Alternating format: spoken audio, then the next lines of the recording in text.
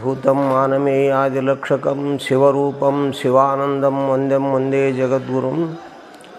ನಮ್ಮ ನಿಮ್ಮೆಲ್ಲರ ಉದ್ಧಾರಕ್ಕೆ ಕಾರಣೀಭೂತರಾಗಿರ್ತಕ್ಕಂಥ ಶ್ರೀಮದ್ ಜಗದ್ಗುರು ಶಿವಾನಂದ ಮಹಾಸ್ವಾಮಿಗಳ ಅಡದಾವರೆಗಳಲ್ಲಿ ವಂದಿಸಿ, ತತ್ಸ್ವರೂಪರಾಗಿರ್ತಕ್ಕಂಥ ಸದಾಶಿವಾನಂದ ಮಹಾಸ್ವಾಮಿಗಳ ಅಡದಾವರೆಗಳಲ್ಲಿ ವಂದಿಸಿ, ಹಾಗೂ ಈ ಕ್ಷೇತ್ರದ ಸ್ಥಾಪನಾಚಾರ್ಯರಾಗಿರ್ತಕ್ಕಂಥ ಶ್ರೀಮದ್ ಜಗದ್ಗುರು ಮಹಾಸ್ವಾಮಿಗಳ ಅಡದಾವರೆಗಳಲ್ಲಿಯೂ ಹಾಗೂ ಶ್ರದ್ಧಾನಂದ ಮಹಾಸ್ವಾಮಿಗಳ ಅಡದಾವರೆಗಳಲ್ಲಿಯೂ ಕೂಡ ಈಗಿನ ಹಾಲಿ ಪೀಠಾಧಿಪತಿಗಳಾಗಿರ್ತಕ್ಕಂತಹ ಅಭಿನವ ಶಿವಾನಂದ ಮಹಾಸ್ವಾಮಿಗಳ ಅಡದಾವರೆಗಳಲ್ಲಿ ದೀರ್ಘದಂಡ ನಮಸ್ಕಾರ ಸಲ್ಲಿಸಿ, ಇನ್ನು ಅವರಿವರೆನ್ನದೇ ಇಲ್ಲಿ ವೇದಿಕೆ ಮೇಲೆ ಆಸೀನರಾಗಿರ್ತಕ್ಕಂಥ ಸಕಲ ಪೂಜ್ಯರ ಅಡದಾವರೆಗಳಲ್ಲಿ ಅನಂತ ವಂದನೆಗಳನ್ನು ಸಲ್ಲಿಸಿ, ಹಾಗೂ ಯಾವತ್ತೂ ಶ್ರೋತೃವೃಂದಕ್ಕೂ ಕೂಡ ವಂದಿಸಿ ಇವತ್ತಿನ ಈ ಸತ್ಸಂಗದಲ್ಲಿ ಪಾಲ್ಗೊಳ್ಳೋಣ. ಶರಣರ ಮಹಿಮೆ ತಿಳಿಯುವುದೇ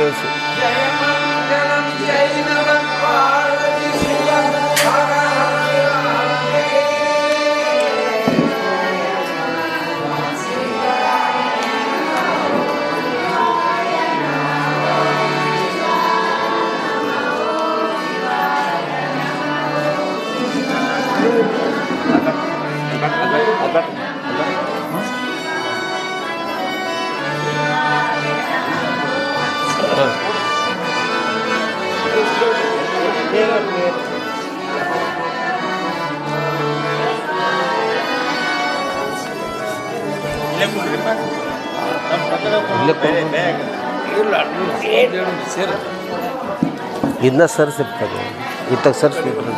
ಬೆಳಕು ಬೇಕಾದ್ರೆ ನೀವು ಕಾಣುತ್ತಾರೆ ಇಲ್ಲಿ. ಹಾಂ,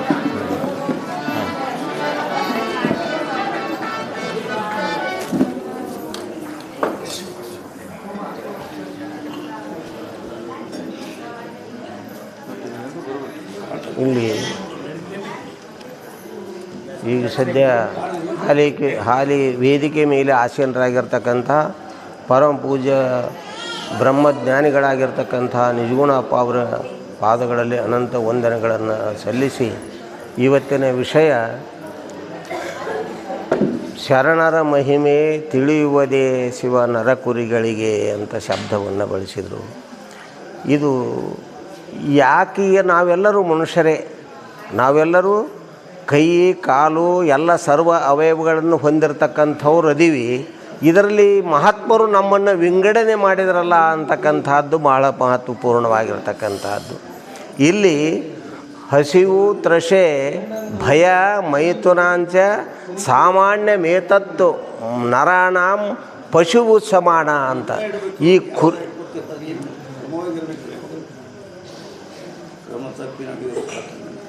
ಈಗ ಬದಲಿ ಮಾಡ್ತಾರೆ ವಿಷಯ. ಹಾಂ, ಹಾಗೆ ಇಲ್ಲಿ ನಮ್ಮೆಲ್ಲರಿಗೂ ಕೂಡ ನಮ್ಮೊಳಗನ ವಿಂಗಡಣೆ ಮಾಡಿದರು. ನರಕುರಿಗಳು ಮತ್ತು ಮಹಾತ್ಮರು ಅಂತಕ್ಕಂಥವ್ರು ಸ್ವಯಂ ಸಿದ್ಧ ತಪಸ್ಸು ಅಂತಕ್ಕಂಥದ್ದನ್ನು ಮಾಡಿ ತಾವು ಆ ಅಗಣಿತವಾಗಿರ್ತಕ್ಕಂತಹ ಒಂದು ಸ್ಥಿತಿಯನ್ನು ಹೊಂದಿರತಕ್ಕಂಥವರು. ನಮಗೆ ಮನುಷ್ಯ ಪಶು ಸಮಾನ ಅಂತಂದ್ರೆ ನಮಗೆ ಎದರ ಸಲುವಾಗಿ? ಕೇವಲ ಹಸಿವು, ತ್ರಷೆ, ವ್ಯಸನಗಳಿಗೆ ಯಾವನು ಒಳಗಾಗಿರುವನೋ ಅವನು ದ್ವಿಪಾದ ಪಶು ಅಂದರು. ಪಶು ಕುರಿ ಅಂದರು ಒಂದ, ಪಶು ಅಂದ್ರೆ ಅನೇಕ ಇದು ಬರ್ತದೆ. ಹಾಗಾದ್ರೆ ನಾವೆಲ್ಲರೂ ಕೂಡ ಭಾಳ ಮಂದಿ ನಾವೇನು ಅದೀವಿ ಅನ್ನೋದು ನಮ್ಮ ಹೃದಯಕ್ಕೆ ವೇದ್ಯದು. ಮನವರಿಯದ ಕಳ್ಳತನವಿಲ್ಲವಲ್ಲ ಅಂತ ಹೇಳಿದಂಗೆ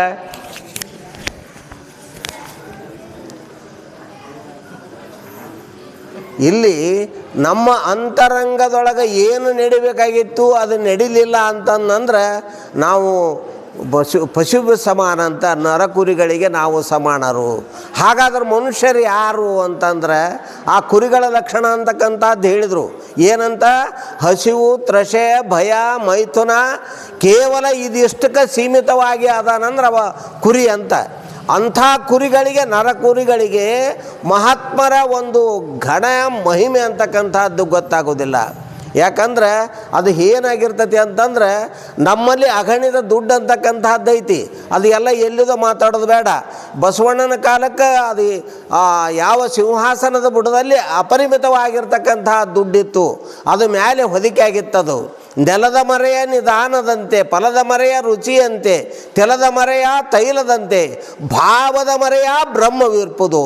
ಆ ಭಾವವನ್ನು ಅಳೆದು ತೂಗಿ ನೋಡಲಾರದೆ ಇದ್ದದ್ದಕ್ಕೆ ನಾವು ಹಸಿವು ತೃಷೆಗಳಿಗೆ ಅದರ ಅಧೀನನಾಗಿ ನಾವು ಏನಾದ್ವಿ ಅಂದರೆ ಕೆಲವು ಮಂದಿ ಕುರಿಗಳಾದ್ವಿ.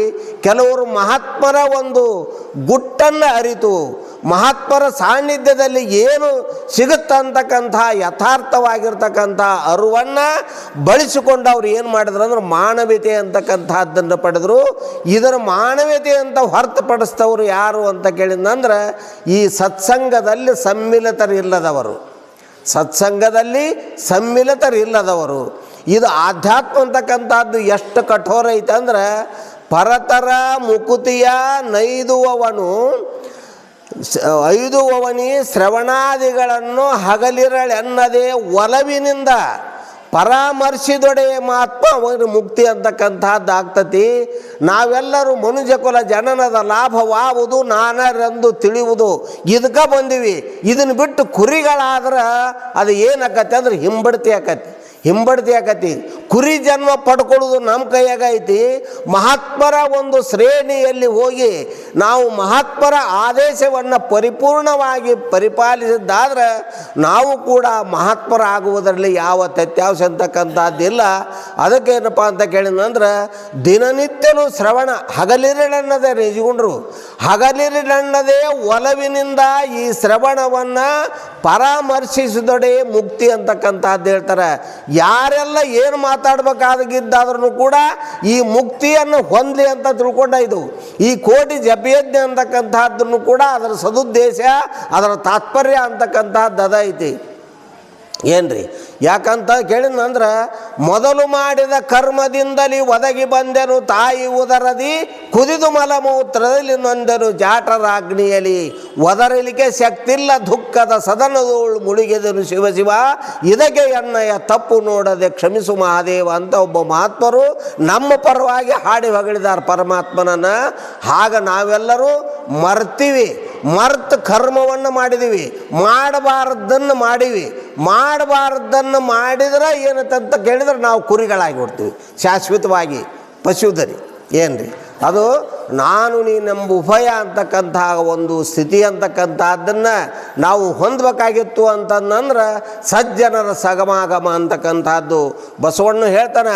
ಸಾರ ಸಜ್ಜನರ ಸಂಘ ಲೇಸು ಕಂಡಯ್ಯ, ದೂರ ದುರ್ಜನರ ಸಂಘವದು ಭಂಗವಯ್ಯ, ಸಂಘವೆರಡುಂಟು ಒಂದು ಹಿಡಿ ಒಂದು ಬಿಡು, ಕೂಡಲ ಸಂಗನ ಶರಣರ ಸಂಘವ ಹಿಡಿಯೋ ಅಂತ. ಕೂಡಲ ಸಂಗಮ ಅಂದ್ರೆ ಅದು ಸೀಮಿತ ಅಲ್ಲ. ಮಲಪ್ರಭಾ ಮತ್ತು ಕೃಷ್ಣಾನದಿ ಕೂಡಲ ಸಂಘ ಐತಲ್ಲ, ಹಬ್ಬ ಇದ್ದ ಮಹಾತ್ಮರ ಅವರೊಬ್ಬರೇ ಕೂಡಲ ಸಂಗಮ ಅಂದ್ರೆ ಅದು ಘನವ್ಯಾಪ್ತಿ ಅಂತಕ್ಕಂಥ ಹೊಂದಿರತಕ್ಕಂಥ ಅದು ಒಂದು ನಾಮಾಂಕಿತ. ಅದು ಯಾರು ಪರಮ ಪೂಜ್ಯರ ಸ್ಥಿತಿಯಲ್ಲಿರುವವರು ಅವರೆಲ್ಲರೂ ಕೂಡಲ ಸಂಗರು. ಚಿನ್ನಾವ ಭರಣತೆ ಇನ್ನಾಮ ಭೇದಂ ನಿಜವೆನಿಸಿದಂತೆ ಜನ. ಚಿನ್ನ ಅಂತಕ್ಕಂತಹದ್ದು ಒಂದೇ ಐತಿ, ಅದು ಕಟಕ ಮುಕುಟಾದಿಗಳಿಂದ ನಾಮರೂಪವಂದ ಭೇದ ಅದು ಉಪಾಧಿಯಿಂದ ಭೇದ ಆಗೈತಿ ವಿನ ಅದು ಯಥಾರ್ಥವಾಗಿ ಚಿನ್ನ ಅಂತಕ್ಕಂತಹದ್ದು ಒಂದೇ ಹೇಗಿದೆಯೋ ಆಗ ಅನೇಕ ಮಹಾತ್ಮರು ಭರತಖಂಡದಲ್ಲಿ ಆಗಿ ಹೋದರೂ ಕೂಡ ಶಿವಾನಂದರಿರ್ಬೋದು, ಸಿದ್ಧಾರೂಢರಿರ್ಬೋದು, ಕೂಡಲ ಸಂಗಮ ಅಂತ ಇರ್ಬೋದು, ಇನ್ನೂ ಅನೇಕ ಮಹಾತ್ಮರ ಇದ್ದಾಗಾದರೂ ಕೂಡ ಅವರ ಆದೇಶ ಅಂತಕ್ಕಂಥದ್ದು ಏನೈತಿ ಅಂತಂದ್ರೆ ನಮ್ಮ ನಿಮ್ಮೆಲ್ಲರನ್ನ ಈ ಅಜ್ಞಾನ ಸ್ಥಿತಿಯಲ್ಲಿರ್ತಕ್ಕಂಥವ್ರನ್ನ ಸುಜ್ಞಾನದೆಡೆಗೆ ಕರೆದುಕೊಂಡು ಹೋಗಿ ಸ್ವಸ್ವರೂಪ ಸಾಕ್ಷಾತ್ಕಾರ ಮಾಡಿಕೊಡುವುದೇ ಮಹಾತ್ಮರ ಒಂದು ಗುರಿ. ಅಂಥ ಗುರಿ ಅಂತಕ್ಕಂಥದ್ದನ್ನು ಹೊಂದುವುದೇ ನಮ್ಮ ನಿಮ್ಮೆಲ್ಲರ ಕರ್ತವ್ಯ. ಏನ್ರಿ ನಾವು ಅನೇಕ ಜನ್ಮಗಳಿಂದ ಬಂದಿವಿ. ನಿದ್ರೆ ಬಾರದೆ ಅನ್ನ ಪರಿಭವ ಎನಿಸುವ ದುಃಖ ಸಮುದ್ರ ಸಾಯಸವ ನೆನೆನದು.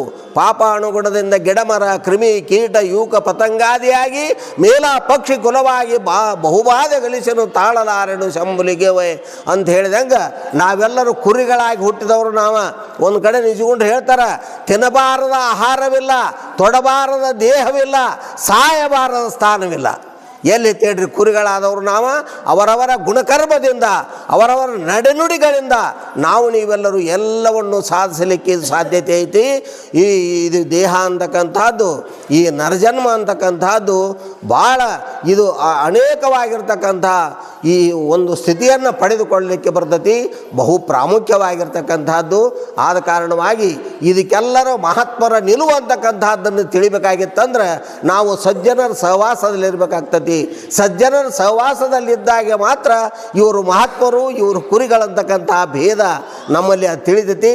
ಆದ ಕಾರಣ ನಾವು ಕುರಿಗಳಾಗದೆ ಮಹಾತ್ಮರ ಸನ್ನಿಧಾನದಲ್ಲಿ ಸತತ ಶರಣ ಮನ ನಿಧಿಧ್ಯಾಸಗಳನ್ನು ಮಾಡಿ ಮಹಾತ್ಮರ ಸ್ಥಿತಿ ಅಂತಕ್ಕಂತಹದ್ದನ್ನು ಕಂಡು ನಾವು ನೀವೆಲ್ಲರೂ ಉದ್ಧಾರ ಆಗೋಣ ಅಂಥೇಳಿ ನನ್ನ ನಾಲ್ಕು ಮಾತುಗಳನ್ನು ವಿರಾಮ ಮಾಡಿ